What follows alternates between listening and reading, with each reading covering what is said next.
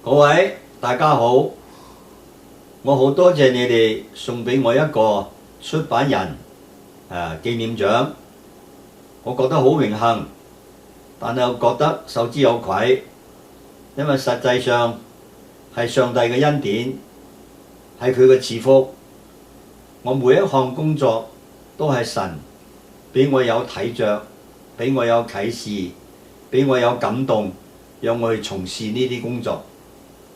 出版嘅工作係非常嘅重要，喺歐美個國家嘅教會當中，佢哋喺嗰方面非常嘅注重，所以我哋見到歐美嘅教會曾經一度係非常嘅蓬勃，能夠好興旺，但係我哋華人嗰方面就變得落後好多。喺我自己能夠從事呢啲工作當中，我得到好多人嘅幫助。我今日想提3個人。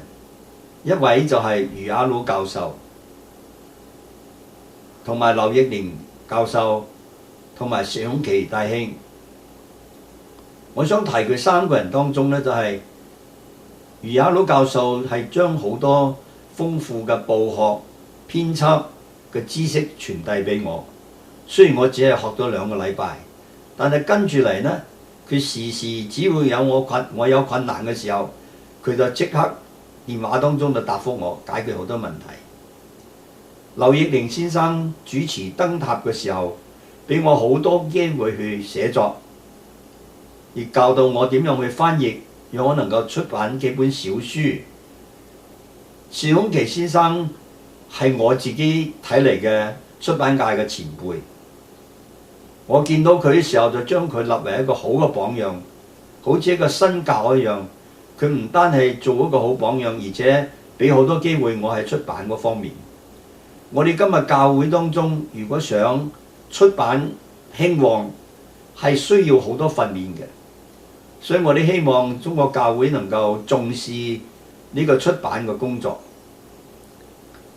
讓嗰啲人受到足夠嘅訓練，以致我哋能夠出最好嘅書，最好嘅資料嚟榮耀我哋嘅上帝。我哋今日教會需要俾機會嗰啲後起之秀，更多嘅機會俾佢哋發表，俾佢哋更有機會嚟練習，咁你先能夠成熟。最重要嘅係我哋呢班